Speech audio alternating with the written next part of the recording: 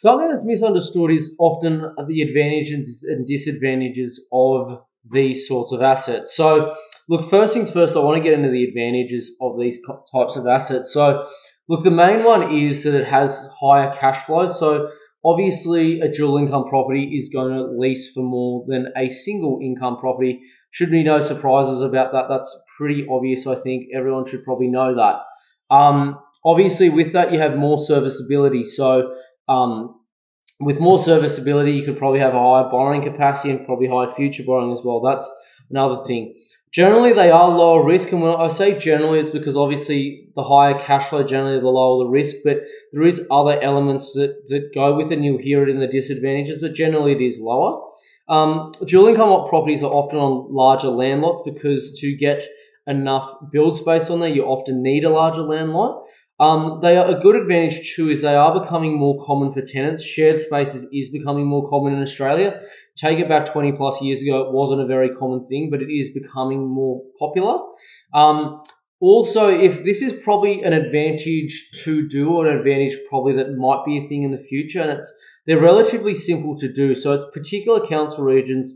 They're quite easy to do and you don't have too much hassle with doing it. So that's another thing.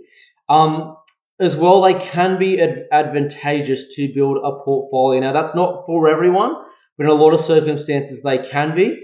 And I will get into a little bit more detail about it in the future, but best speak to your mortgage broker and accountant about that. But it's just going to be personal experience that I'll tell everyone about regarding the advantageous nature of them. Look, some clear disadvantages is that the most common one that people overlook is the resale price.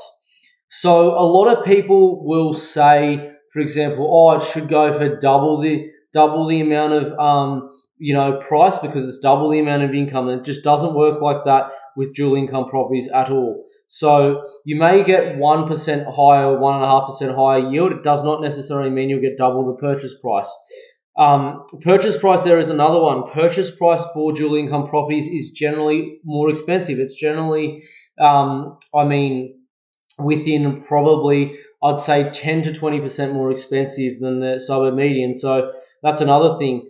The big thing with when I say resale price is that it really only increases the build value of the actual asset. So I'll give you a good example. Granny flats themselves, if I was 5 years off retiring, I'd probably be a fan of them.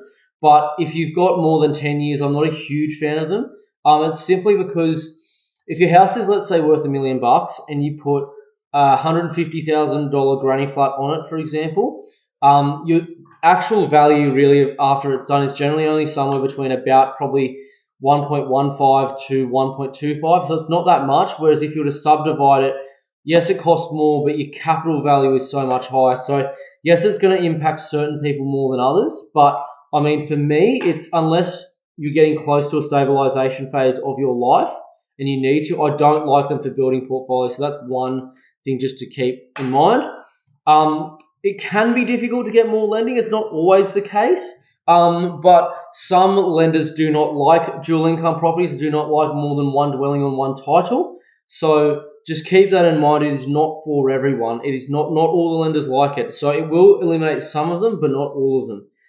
Can attract lower quality tenants. Generally, your best tenants will want a detached house in a good suburb, and they generally don't want to share with everyone. Lower quality tenants will accept this generally. High quality tenants generally will not. Some do. I'm not putting everyone in the same basket. But some do, but not as many as a detached house in good condition or good location as is single, should I say, person living on it or single family. Higher insurance premiums. Dual income properties, when you put that in an insurance calculation, the insurance premium will be somewhere generally between probably 8 to about 25% more expensive than a normal house. So just factor that into your net yield that you do when you're looking at purchasing a dual income property. Not a lot of people think of that, but you need to put that in there. So just do it. You can't really do it often online. You have to actually call them up. So just let them know that as well.